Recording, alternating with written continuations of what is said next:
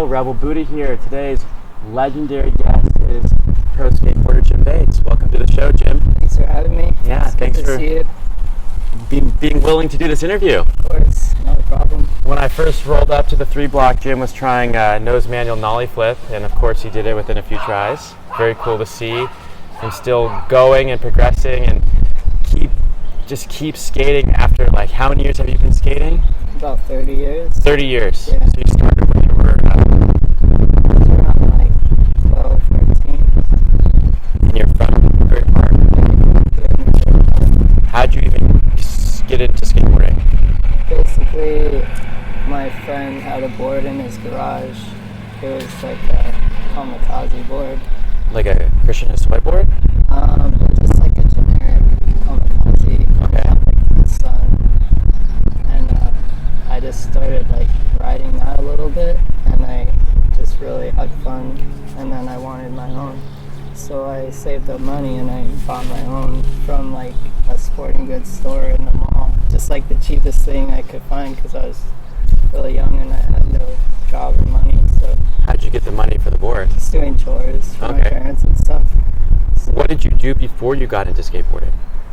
before, I used to ride my bike around the neighborhood, and I played with the kids like football or tag or whatever. You were just a regular kid before skateboarding? Basically. I played some video games. Like Atari? Yeah, Atari and the original Nintendo. Okay. So, Not even Super Nintendo, this is Nintendo. yeah, Nintendo. I got some Nintendo later. And you started skating in like, what, 90? Probably like 92 or 93. And how you just picked it up right away and it was something that was easy for you? Like, or how did you become influenced? I just had fun riding the skateboard, basically. I didn't even know there was tricks. I was just rolling around, having fun, and then later on, I was trying to learn how to ollie. I'd roll down this little hill and try to ollie into grass. And then from there, I started skating like some little launch ramps, just really basic, because I had no idea there was like skateboard companies sponsoring people or like magazines or anything. So I was just like doing whatever I could think of, just having fun rolling around, and then I first experienced like a skate video when I saw the Search for Animal Gym. Okay. I rented it at a video store when VHS tape still had an impact on people. So, That was the first video you saw? yeah. Search for Animal Gym? Yeah. Right, first video. Yeah, definitely. But you didn't skate vert or anything like that? No. So what did you think about that?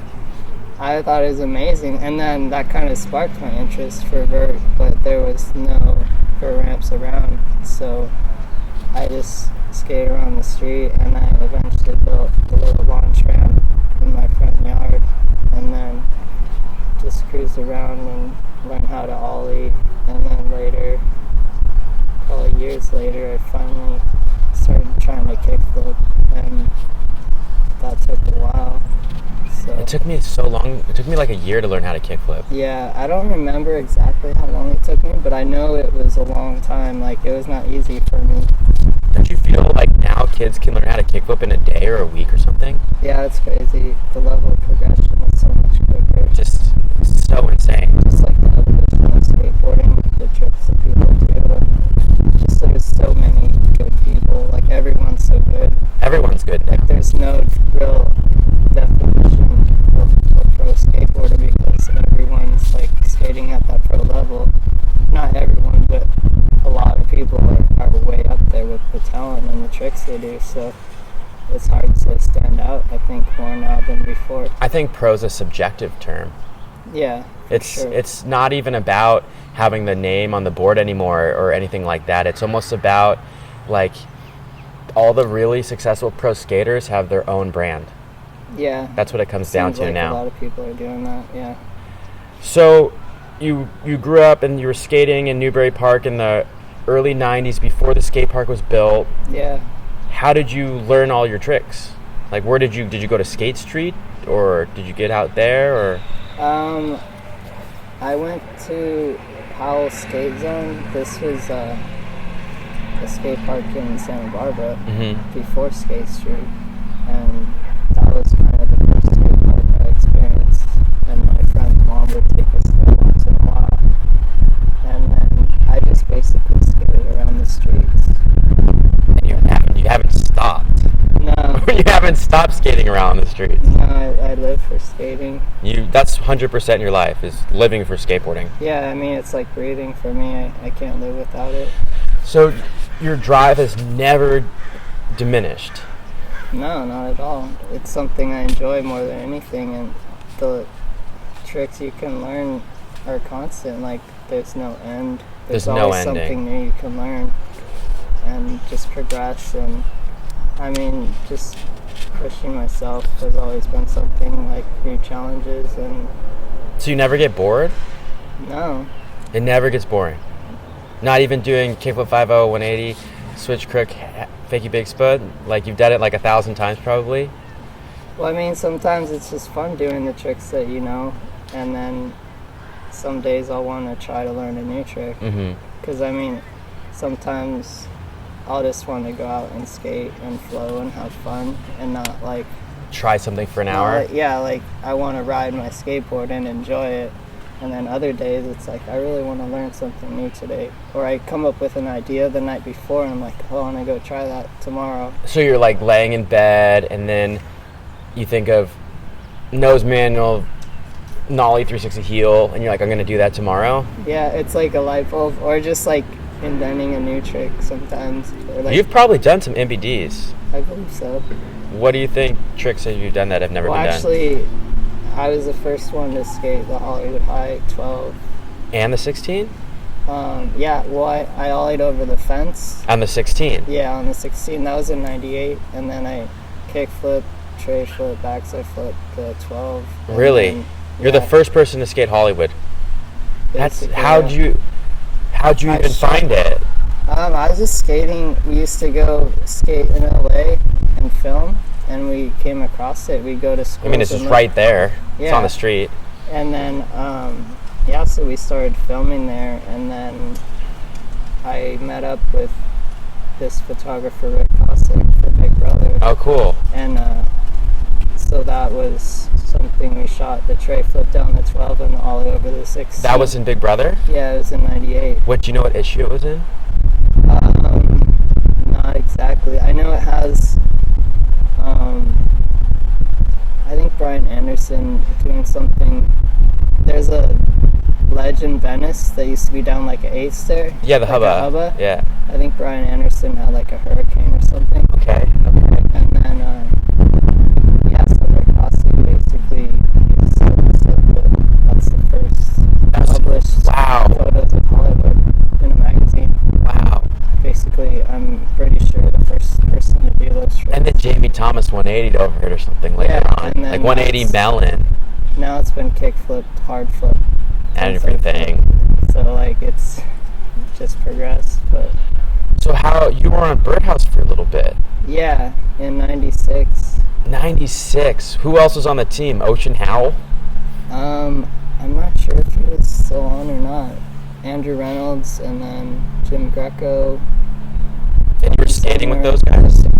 No, I was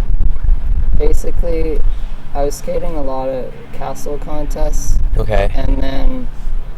How did you do in the contests? I did really well most of the time. Like, I got a lot of firsts. And then... I grew up skating castle as well. Yeah, and it's still around. It's pretty cool. Is it still around? Yeah, so basically, one of the people who worked there, they knew Tony Hawk through a skate shop that their family ran, and she thought it would be a good fit, so she's like, I'll talk to him and then have you send your VHS tape, like your sponsor me video. Yeah. And so I sent my tape to him, and then, I sent it to Birdhouse office, I think, or like Attention Tony Hawk or something, I don't know. And that was the only sponsor me tape you ever sent out? No, I sent tons. Okay. Like, I was just like sending them everywhere, just trying to get sponsored. You're it was really a teenager? hard for me. Yeah. I mean, I just got a lot of times you get no response. Right. Or people are like, our team's full, or No whatever. budget. Yeah, whatever it may be. And one night, my mom knocks on my door of my room, and she's like, "You have a phone call?" I'm like, "Okay." She's like, "It's Tony Hawk." I'm like, "No way." So I answer the phone. I'm like, "Hello," and it's like, "Hey, it's Tony, and I watched your tape, and like, I want to start sending you boards and like help you skate contests, like pay entry fees." And so I was just like, "This is unbelievable." Wow. So I basically started getting boards from Birdhouse and product, and then he got me on Airwalk at the same time. Wow. And then I actually got to stay at his house A few times. just like one time, Okay. one weekend, because there was a contest out in San Diego and he lived close by. So it's so crazy. So like your career has gone up and down so much. Like Yeah. that's like almost the highlight of your career, and it was so long ago, and you've still been skating, but then Yeah. you've been pro for Status as well and other brands throughout the years. Yeah. But I mean, nothing can beat Tony Hawk. That's true. I mean, he's just the guy. Yeah, it was So- really so an sur- amazing experience. Super surreal. Yeah, And that was a short-lived thing. that was probably for like a year. Okay. that I rode for them, and then What happened? basically team changes and budget. Mhm. They were switching things around and just let me go, and then You just got a call one day. You're like, dude, we can't give you boards anymore. yeah, basically I just got a package, and I guess then someone called in, they're like, "We saw a package just went out, so that's gonna be like your last one." Oh, damn. And it's funny because that day I'd gone to Huntington Beach, and Uh-huh. I was skating with Willie Santos, who was a pro for Birdhouse, and it was just like I was riding for the company, and then I go home and now I'm done. Yeah, So you're it's pretty weird timing, but it's all good. And then so that must have been super devastating. yeah, I mean, I was disappointed, but there's nothing I could do about it. I'm not gonna stop skating. Of course. So back to sending out sponsor me tapes. I got on this little company called Fight Skateboards. Fight? Yeah, Okay. and so they'd send me boards, and then in '98 I met Laban Fidius in LA skating, and he was riding for Invisible Skateboards, and he asked me to send a tape, so I sent a videotape to them. and Didn't then- Jamie Thomas ride for Invisible? Yeah, he did. He was gone at the time. Oh, so he was already on Toy Machine by then. Yeah. Okay. So basically they started sending me boards, and then I started skating with the team, and that's when I started traveling a lot. Like Where'd you around- start going? We did US tour for like a month or two, just driving in a van to different cities and skate shops and doing demos. And we went to Teenager's Canada. dream. Yeah, it was fun, and that was my first opportunity to travel. And then they gave me my first ad, the backside flip on Hollywood High 12. They had like a spread of all the AMs. Did Cossim shoot that too? Actually, someone else shot that. Yeah, it was just a still photo. Okay. And then after that, Invisible went out in. That was Giant? Was it out of Giant? No, it was Climax. Oh, it was so 16. Yeah, 16 and Tracker Trucks. Yeah, I remember. distribution. I used to go down there for castle contest. Yeah. Yeah. Totally. And then. And Yeah. and they also had that one clothing line, Stamina. Yeah. Don't forget. I know all this shit. Yeah. Good times. Did you ride for Stamina too? No, I just rode for Invisible, and then I tried out some trackers, but I was just basically on Invisible. And You were then- AM. Yeah. And the ad was in Transworld? Yeah, it's like all the AMs, a 2-page spread. We each had a still photo. Awesome. Who It's else really is on the cool. other spread? Christian Sweetak, Oh, wow, okay. Trevor Prescott, rest in peace. Yeah. And then, This is for Invisible. yeah, Morgan Campbell, I think. It's a pretty cool team. Yeah, and then they went out of business, so I was back to sending out tapes, and Still VHS, it wasn't DVDs yet. yeah, and then there was this company, DNA Skateboards, that I saw, and I liked their artwork, like the graphics, so I sent a video there, and they basically called me and said, we're starting this new company, Status Skateboards, and it's going to be all AMs, like no pro team or anything. Ever. They never had a pro team. Well, they did later. Okay. But they started out originally just focusing on AM talent. This is out of Syndrome, right? Yeah. Okay. So Paul Rodriguez was on DNA. Yeah, he was on DNA. Yeah. And then I would skate with Paul, and we did some trips together. So I was skating with Paul a little bit, and then... He must have been a little kid. Yeah, he was really small. And so, yeah, I started riding for Status, and we did trips, same thing, US tours, and then we went to Brazil, and we went to Europe, so... Wow. We did so you a got lot free of trips traveling. to all over. Yeah, and they did a lot of ads. This with is me. before 2001, before September 11th, right? This is basically, it started in 2000. Okay. Yeah. Because it seems like everything before then, before September 11th, skateboarding was so flourishing. And everyone was making a lot of money. And then as soon as that happened, it seemed like it just went cut down a lot.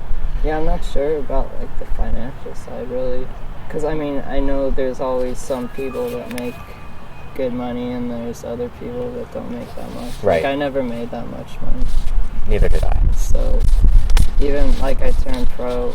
So you turned pro 2002. for Status. Yeah, in Okay. 2002, they decided to start a pro team, and they got a couple pros that were already established in the industry, like more well-known names. Who else was on? They got Daxter, Lucier. Okay, he was on Osiris, like San Diego dude, right? Yeah. And then Chad Knight was on there at one point. Oh, okay. And He's crazy. Paul Zitzer. He's a pro Skater. Yeah. That was me and this guy Harold Dahl. They turned us pro. So that was my first pro board. Wow. How did that feel? It was amazing because it's like I worked so hard and like had my name on a board. You did work so hard. Yeah, like I've always worked hard, and I mean, because I enjoy it, and I just like to push myself and do my best at anything I try. So, Status had a lot of ads in 4-in-1. yeah, So that was really fortunate because it seemed back then 4-in-1 to even have a commercial in it, that was like having a part in 4-in-1. yeah, So you had a lot of coverage through commercials, it seemed like. right. They did a lot of ads in Transworld magazine as well, and then we also shot a bunch of photos when we were traveling, and we got some articles. So it'd be like a 10-page like article about our trip, and I'd get like a sequence and a couple photos, like, and then they do ads. So I was getting a good amount of coverage and videos in magazines back then. So definitely that was amazing to me. Just looking and seeing myself in a magazine, something that like I'd always read the magazines, and then being part of that felt really cool. I mean, that's every skater kid's dream. Yeah. Did you ever get a check out into Who's Hot? I gotta check out, yeah, Transworld. You never got a Who's Hot though? No. You're a skateboarder? No. Oh, really? Yeah. Seems like everyone got those. Like those were the two things that everyone got. The Yeah. first two pieces of coverage you could ever get. Yeah, most of my coverage was in Transworld and Big Brother. Like when I turned pro, I did a 8-page interview in Big Brother. Oh, that's amazing. So that was huge. And Rick Kosick shot the whole thing Yeah, too? he shot all of How that. did you become friends with him? Basically, I met him through Laban when I was on Invisible. Okay. When we went to shoot that stuff at Hollywood, and then I just kept in contact, and we'd go out and shoot photos. And when I turned pro, I asked him, would it be possible to do like an interview or something? And so he's like, yeah, let's go out and get photos. So got a bunch of photos, and then did the interview part, and it came out, and that was a big accomplishment. You should well. repost this stuff. I want to see it. Yeah. Yeah, you should go through the box, take all the pictures of all the stuff, repost it. Yeah, People want to see it. Some of it I post on my Instagram, and then like I posted it. It's been a long time. It's been like 20 years. Yeah. So like I posted it like a little while back. I need to go look at it. Yeah, it's out there for sure. Man, so you're a pro when Big Brother still existed. Yeah. That's so long ago. For sure, yeah. You might have like one of the longest careers. Well, I don't know about that. You have like a career as long as Guy Mariano or Costin. Oh, let's talk about that. Oops. The game of skate. The game of skate. Yeah, that was... Why did you have a water bottle in your hand the whole time? I was just skating, warming up, holding a water bottle. Yeah. And there's tons of people there, so I didn't really want to set it down and lose it or have someone take it. And I felt fine skating with it in my hand, and I could drink water when I needed it. And then, so I just started skating. They have rounds for the game of skate, and I was winning each time. So with the water bottle, I didn't want to change anything because it was going well, and so I just skated the whole thing with the water bottle, and I won. So that's a great. So that's actually a great. Like that actually was a real question. Like, why did you have the water bottle? And that's a great answer. Yeah. Like, that's a real answer. Well, a lot of people have asked me that. Yeah. I mean, it's interesting. I could not skate with the water bottle in my hand, especially to beat Eric Costin in a game of skate. Yeah. It was just not a big deal. So that's, let's say, Birdhouse is like the first highlight of your career, then beating Eric Costin in game of skate is the second biggest highlight, I would say, right? That was just a really big accomplishment, winning the game of skate, because one, skating against Eric Costin and actually beating him, and then just winning a world championship game of skate. So that means you were the best flat ground skater in that moment in the world. I don't know, I wouldn't say best, it's just I beat a lot of really good skaters. That's before PJ Ladd was around. Was PJ there? Yeah. He was? I don't know if he was there. I know he was there the year before. Oh, he was around already? Yeah. Was Mike Mo there, though? Yeah, actually, me, Mike Mo, and Jimmy Carlin were the three finals. Oh, no way. So I beat Costin before the finals, and then it was me, Mike Mo, and Jimmy Carlin in the final three, and then Mike Mo went out first. It was down to me and Jimmy Carlin, and then I won. And then you had to play Costin again? No, Costin was out. Oh, he was already out, so you won the championship by beating Jimmy Carlin, not Costin. Right, I beat Costin in an earlier round, so he didn't even make it to the final. Oh, in his own game. Something that was never happened before, because he's always made it to the finals. So that was an accomplishment. What was the trick that you won on? It was a nollie backside cab kickflip, nollie 360 kickflip with your body turning 360. Like a backside 360? Yeah. Okay. I see you do that like every time. I've done them because of you, actually. Really? Yeah. Dang, so you're like on this PJ Ladd, Mike Mo, Rodney Mullen type of level with your skating. I feel like you have some Rodney Mullen-ness in you where you have to skate constantly. Yeah. Do you ever feel like you really connected to him and how he went into his process of skating? Not really his process. I mean, I didn't know his process until later. It's just, I just wanted to skate constantly. Because there's not that many people like you. Like it's like I was talking to Mike Mo yesterday about this, and his brother would go to a movie when he was 16, and he'd be like, "Fuck you guys, I'm gonna skate in the parking lot for 2 hours." Yeah. And he'd just skate flat ground, do 100 360 flips in a row, 205 kick flips in a row. And there's only certain people who have that type of discipline or mentality, and you're in that category. Yeah, maybe so. I mean, it's just something I'm passionate about, and it feels good to you. Yeah. And when I was younger, I would skate all day long. I'd wake up early and skate until the sun went down, and even like go skate at night when I could. I would do the same thing too. I understand. Yeah, it's like, I mean, the energy and passion for it when I was a kid was just like unbelievable. But it's still the same. Well, I mean, it's kind of the same. It's just I don't have the energy that I used to have. Because you're older. Yeah, but I mean, I still have to skate every single day. It's just a part of my routine. And it makes me feel alive and present. It's your yoga or meditation. Yeah, basically. Like if I don't skate, I don't feel complete. So it's just something that I wake up for, and it makes life better for me, for sure. And you're always thinking about the next time you're going to skate.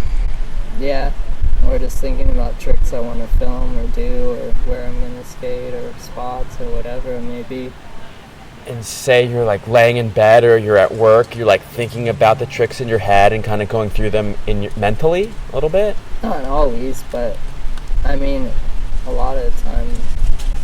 Are you like playing with your fingers, like front side, switch front side, like that, like nose slide, nose blunt? Not really like that. It's just I just think about like when I'm gonna skate or where. Kind of just planning out. You mostly skate by yourself. I do skate by myself a lot now, more than I used to. Well, it's hard to when you grow up to have like a posse because everyone has to work. Yeah, definitely. So what did you do you won $10,000 from the event? From the game of skate? It was 15,000. 15 grand. What did you do with it? Basically, I just put it in the bank, and then later on I saved up and bought a mobile home up in the hills in West Hills. Oh, you live in West Hills? I used to. Oh, you did? I did for a few years, and that was kind of a mistake, but... Oh, what happened? I don't know. It was just a learning experience. I wasn't that happy there. It was just kind of hard being so isolated, and I'd have to drive down to the city to go skate. And, where would you skate at the time? Pedlo?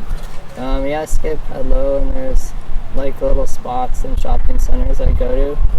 But it was difficult because it's really expensive, like owning a home and like the bills. So I had to start working full time, and that was hard for me because that cut into my skating.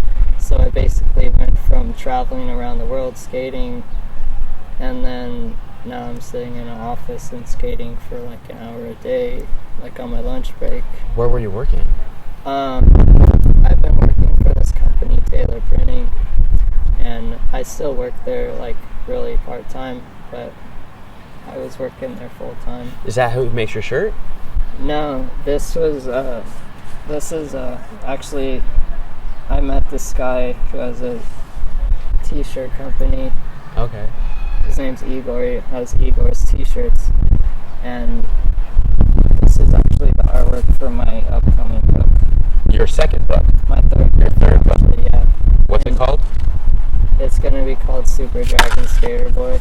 Super Dragon Skater Boy. So are you really influenced by anime?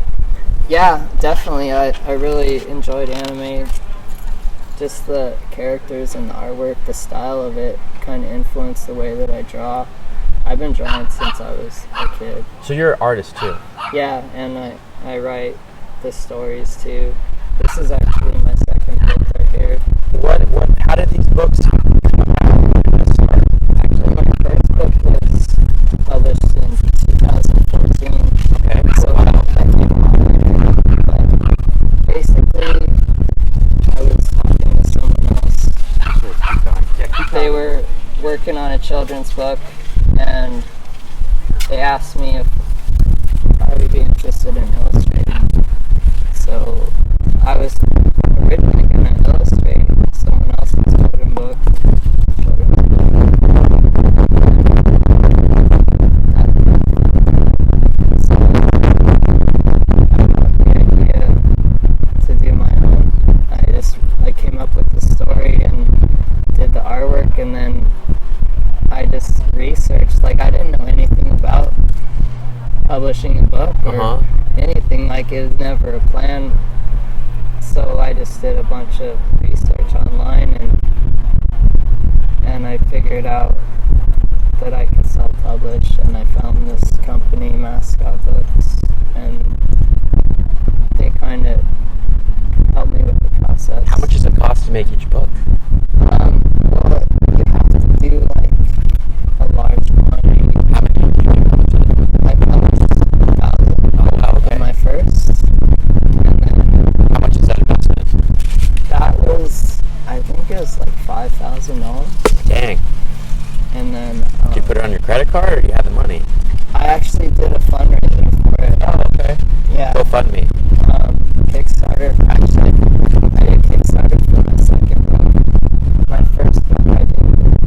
I tried Kickstarter, but I didn't reach my goal, so I kept working towards it. You can keep the money that they already donated to you. Reach the goal. The way that on Indiegogo you do, but on Kickstarter, if you don't reach your goal, then people pledge charge the money. So, but you offer like incentive, like rewards, like if they pledge $20, they get a book when it's Oh, okay. done. So It's kind of like a prepayment in a way. yeah, I mean it's Pre-order. they call it rewards, but it's like a pre-order. Or you can offer like different things, like a signed poster or just something unique. But So how did the sales go of the book? they went okay. I was doing some book readings and signings, and then I got some really cool opportunities to go to schools and talk about my story and read my book and share my skating. And so I was doing some sales. Like, it hasn't been like a lot of income or anything, but just being able to spread a positive message and inspire kids and see like how excited they get, like from my book or from my skating, and Yeah. just being able to do that. A positive influence. Yeah, it's really rewarding and feels amazing. So that's kind of the goal of my books, is to inspire kids and share a positive message. And basically with my third book, I'm donating all the books to kids in need. I'm going to try to publish like 500 and then donate 400 to kids who need books. And so I'm raising money on Kickstarter right now. Awesome. And that's purely from the heart, it sounds like. Yeah, definitely. I mean, I just want to give back and kind of share the things that I'm passionate about, and hopefully inspire other people to do what they're passionate about as well. To keep skating and To skate or draw or dance or sing or play sports, like whatever makes you happy, like that should be a part of your life, something that is like worth waking up for, or like gives you drive and motivation.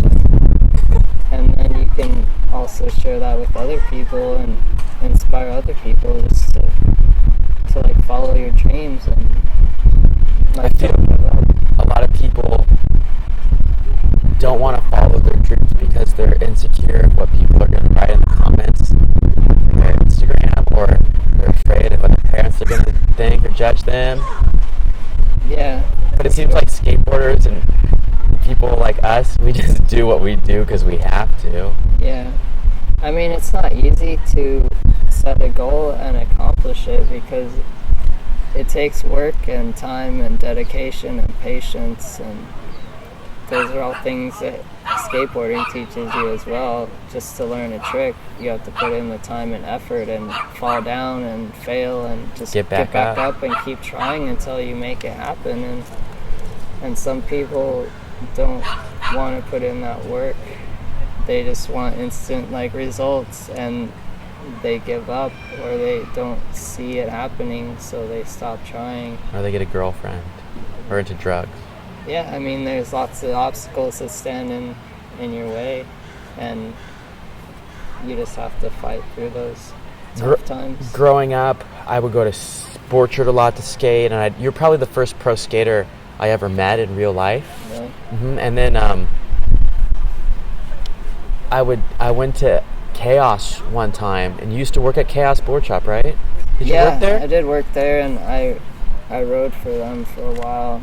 Did they give you like your own sweatshirt kind of thing? Basically, they did a logo with a silhouette of me doing a backside flip over a roof gap. And that was everyone had that sweatshirt at the time. Yeah, it was pretty amazing. That was on t-shirts, sweatshirts. They made a shoe with that logo. Chaos? Yeah. They had a shoe? Yeah, they made shoes. What? It had like the silhouette on the bottom, and then And you never got paid for that, huh? No. Oh, dang. Just a lot of product. You got a lot of them. Yeah. So I remember I went into Chaos one day and I was like, I want to be sponsored. I kickflipped an 11 stair. You're like, bring me some footage of it. Yeah. And I was like, okay, I'll go do it now on the video. And man, that shop was really cool. It was. That was a real skate shop. And I would like have my mom drive me there from Oak Park, and I would run from the parking lot to inside the store. So, how long did you work there? On and off, because that's when I was traveling and stuff. So, I mean, I was riding for them first, and then I started working there occasionally. That was a shop. Yeah, it was a really cool shop, just like the atmosphere and the people, and obviously they treated me really well and gave me like cool opportunities and helped me out. So They made you the star with the backside flip. yeah, So you had a brochure too. yeah, I did. And Rex? Axis. Okay. Yeah.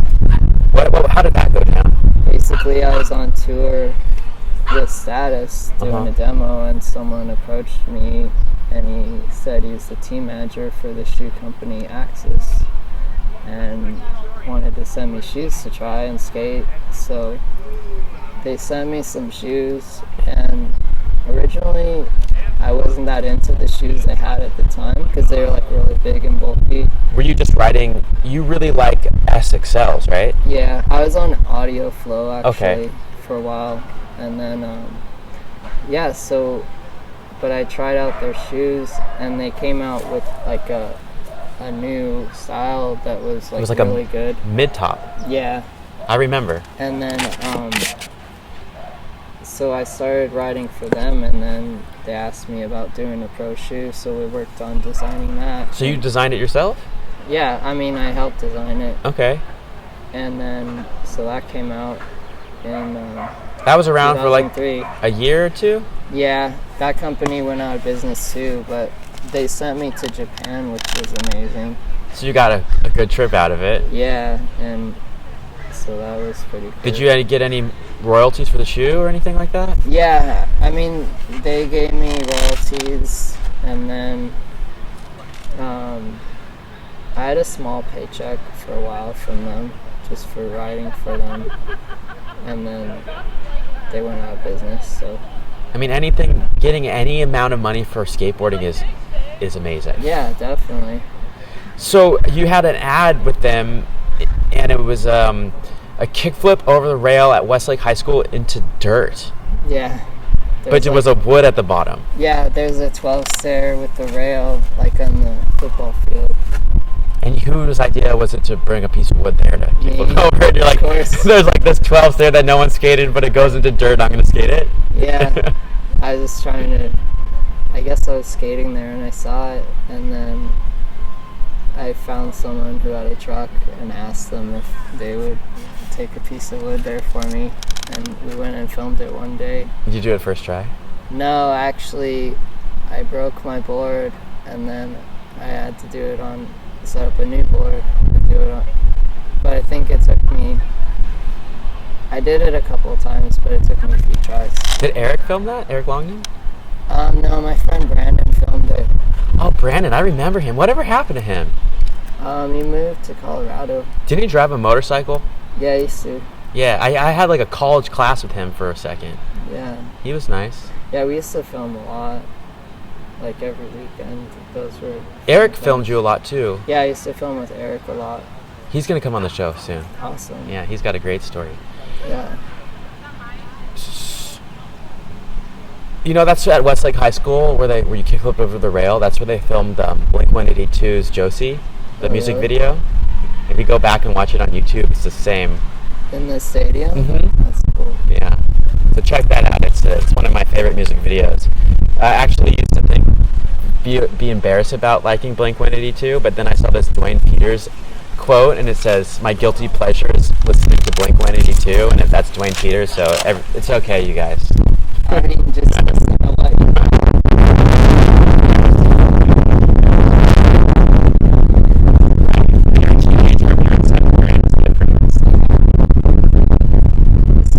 fit in and how people like me and accept me. I've always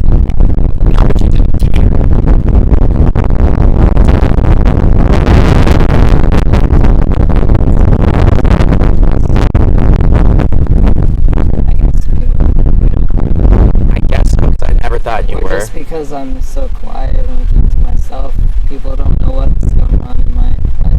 I think that's what it is. I think people just don't know what you're thinking because you don't verbalize it. Yeah, I mean, a lot of people just think me out. Right. Now I keep it flipping. Yeah. I've seen you. I've been driving randomly on the Somas Road before, and I've seen you like pushing your head down in the middle of nowhere, like numerous times.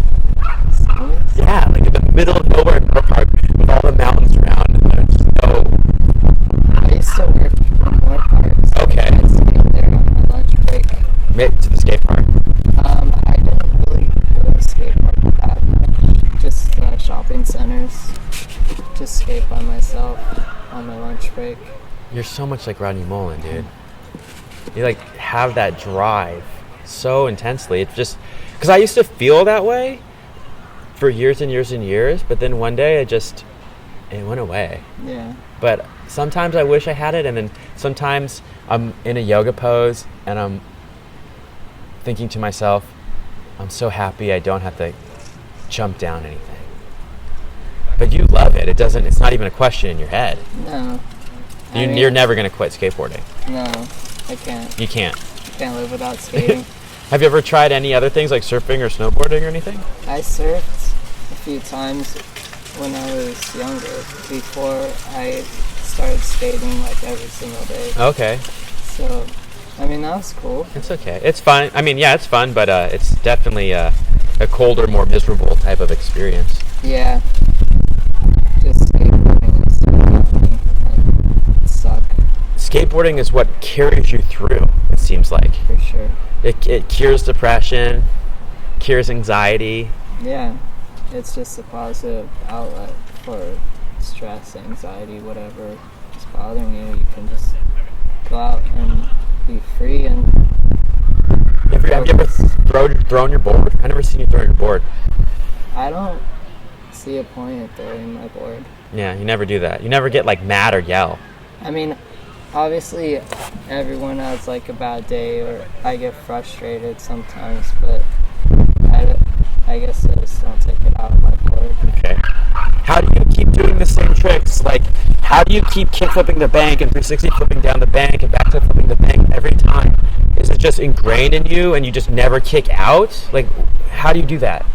It's basically just having confidence. You just in know my you're going to do it. abilities. And I mean, I've been skating and I do have consistency. I think I've been blessed with that. Just being able to like have my tricks down consistently and knowing that I'm capable and just committing and having that confidence that I can do it every try. It's every try. But I mean, it's not always every try. I mean, there's days where I'll take a couple tries, or like I was saying, we all have off days. Right. But You never skate switch that much? I do skate switch. You do? Yeah. You don't like do like switchback tails or like switch tail sides really that much, do you?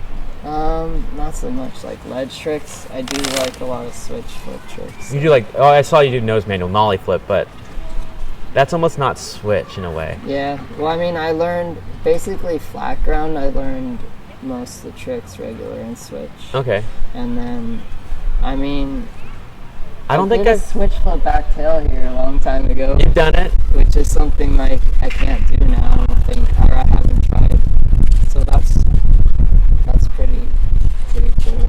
But Yeah, I mean, maybe I don't skate switch as much as some people, but I do skate switch a lot. Yeah.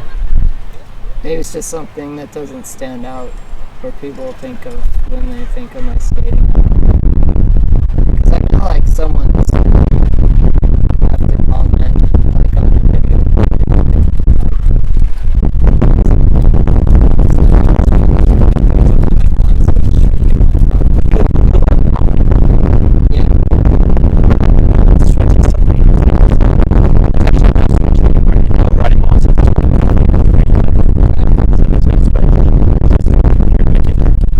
It seems like you skate for a really long time. It doesn't even matter. Yeah, I mean, you just get comfortable skating both ways. Right. So what happened to the mobile home? Basically moved out of there, and I moved back to Newbury Park. Mm-hmm. So I live here again. It's just like home, and I really like living here. Just the weather's amazing, and having the skate park down the street, and the community, and just because I grew up here, and I just like this place. It's cool. It's relaxing. Yeah, and it's not overcrowded. I have to drive to LA to teach yoga all the time. It's harsh. Yeah. So what's your diet like? Basically, I'm a vegetarian. I've been vegetarian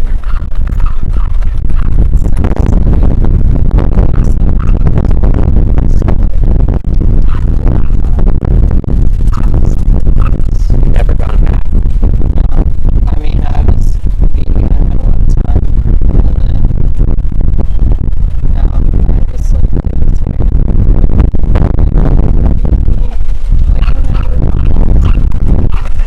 You feel good and have energy. Yeah, definitely. You feel light. Yeah, for sure. I mean, I try to eat healthy and take care of myself so I can skate as long as possible. Do you work out or exercise besides skateboarding? Not at all. You don't do stretch or do yoga? I do some basic stretches in the morning before I skate, and that's about it. How long do you practice stretches? Stretches, probably like 5-10 minutes. Oh, so it's super short. Really, yeah, really basic. Just so that I feel stretched a little bit and I can go and warm up. And I have to stretch for like 2 hours a day or I don't feel good. really, Yeah, really compulsive. Do you meditate or anything? no, I like listening to music. Oh, Just like being real. I like to lay in bed and listen to music. Just in headphones?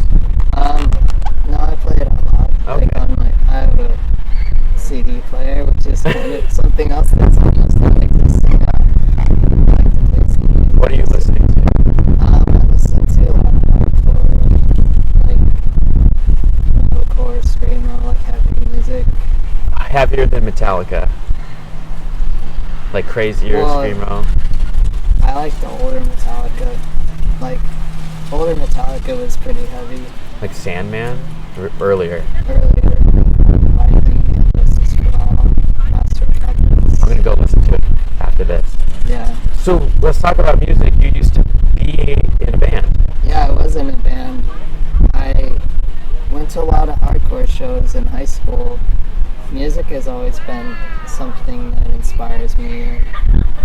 You're so quiet though. It seems. I can't see you being a screamer in a band. Yeah, I mean, it's definitely out of character for me, but it was cool because I've always been passionate about the music, and I just got together with some friends and we started playing some songs, like they wrote the music and I wrote lyrics, and eventually we started playing some local shows. What was the songs about? I basically wrote about like feelings and emotions like that I was having, like struggles. So it's like a good creative outlet for expressing myself. Yeah, I mean, I struggled with depression and stuff, so I kind of wrote about some of those things. I think everyone has depression. Yeah, I mean, some worse than others.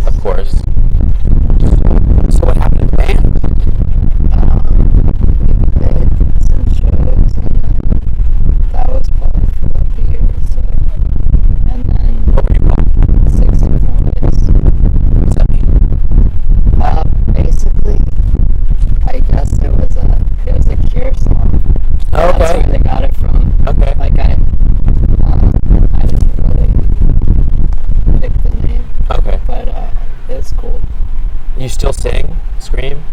No, I haven't done that for a while. That band we did was in like 2005 until like 2006 probably. So short-lived.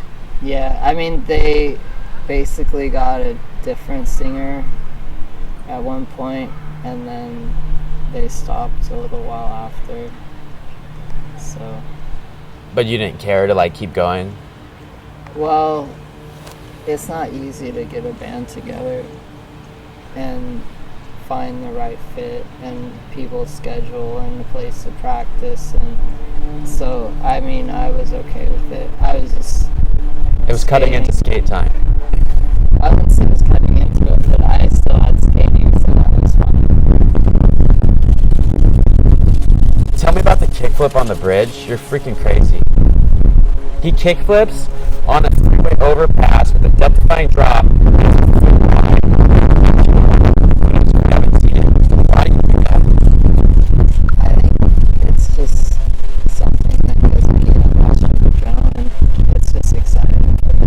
What happens if you care if you fall on that? I know that I'm not gonna fall. You know. And that's the confidence part. Like, honestly, I don't really miss kickflips. Okay. Like, ever. On Ever. Background.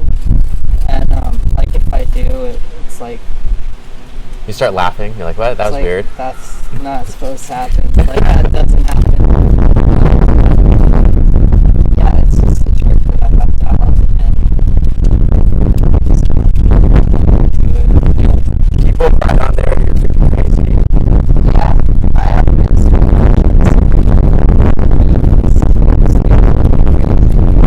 responsible, like, but again, they don't know, they're not me, they Right. don't know how I function, they don't know that I can kickflip every time. I think it's really great art. It's art. Yeah, It's getting a reaction from the public. You're like, holy fuck, this guy's nuts. Like, but you know, like, you got it. yeah. It's a great reactionary art. Yeah, I mean, it feels cool because it's like doing something that no one else is going to do. No one's gonna do that. And No one. it's just like scary and exciting. And That's cover worthy kind of stuff. For sure. yeah, so I don't know. I just do it because it's fun. Keep your brush. Because I can. You still skate big rails and gas. Occasionally. I mean, I don't skate a lot of rails. Like I used to skate some rails, but I always like jumping stairs and gaps. You're better at that. Jumping off roofs, yeah. Kick That's flipping always off been my thing. huge roofs. Yeah, that stuff's always been fun. You were like Jaws before Jaws. That's what people have said. I've heard that. Wow, I never thought about that. You really are. What about when you fell off the thing at on Moore Park Road, dude? Oh, that was crazy. That was horrible. Yeah, so basically, I don't know, it's like 12 or 14 feet high, and there's like the sign. It's just like, there's like a small space on top where it's flat, and I thought it would be cool to ollie to the street. Over the sidewalk. Well, I was gonna land on the sidewalk, but basically it's sheet metal on top. Oh, it's slippery. So, it wasn't too slippery. It was just right at the corner. There was two pieces that were connecting. So, it like sunk down at the connecting part and caught my wheel before I ollied, and I just fell straight down to my head. What the fuck happened? I separated my shoulder and I cut my head open. It knocked me out, and I woke up in the ambulance, and then I really couldn't see. I was like blacked out, and someone was talking to me, asking me questions, and then I think I passed out again. I woke up in the hospital and just had this terrible pain in my shoulder. Did your And shoulder ever get better? yeah, it healed. It took probably like 3 to 5 months. I had a sling, and That's your worst slam ever. yeah, and there was like 8 or 10 staples in my head, but So you got a concussion for sure. I guess I didn't get a concussion. Really? Yeah. That was a huge. I watched that slam. I should edit the slam into this. Yeah, you can. I could send it to you. I think it's on YouTube somewhere. Yeah. It's the worst slam. It's so horrifying to watch. Well, I could have died. It looks like I die. Like oh my hit the god, ground, it's so bad, dude. It's terrible. Oh my god. And you still skated. Yeah, You're still skating. I actually went back and I ollied off the sign on the other side because there was another one similar, but it was like smoother on the other side of the parking lot. So I did that one. Same height. Yeah, it's the same sign, just on a different location. So the reason why you fell is because the landing was jacked. I mean, the run-up was jacked. Yeah. And that was your fault for not kind of inspecting it? Yeah, well, I didn't realize it was going to, like, bend down because I did a practice ollie on top. Mm-hmm. So Oh, it was like, soft. I mean, it was like, it was okay. I thought it would be fine. It was Yeah, but the footage of Don falling into the Sunset Bank car wash banks. yeah. And you know when he falls and smacks his face on the ground and like slides off his eyebrows? Such a bad fall. That's like almost, your fall's worse. Yeah, 'cause, It's a straight drop. yeah, it's just like straight. Was that on like a bail? Like, I could see that on like TV. It was on, I guess it was on 4-in-1. They had the slam video. Yeah. And then it was also in maybe Tony Hawk 3. There's like videos that you unlock. And they have like skate videos and that was in there, I guess. I never saw it, but people told me. Wow, this is a random thing you could find. Jim Bates eating shit. The worst slam ever of all time. Yeah. Gosh, imagine if like that's like Jaws falling off a roof. I mean, just like at first. And you're still alive and you're going, and that must have been like 20 years ago, right? That was probably 17, 18 years ago. Did you ever try to drop in on the thing at the post office in Fresno's? No, I don't know what. There's like this ledge, sort of like a ledge, you put it in the curve, and the tail drop.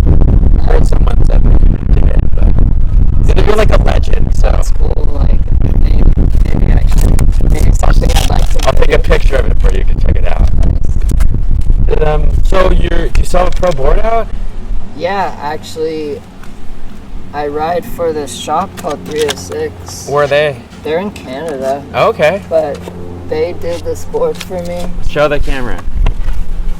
This is basically the artwork for my new book, and then the 306 shop logo. I did all the artwork, and then this is basically the message I try to share through all my books. Believe in yourself and follow your dreams.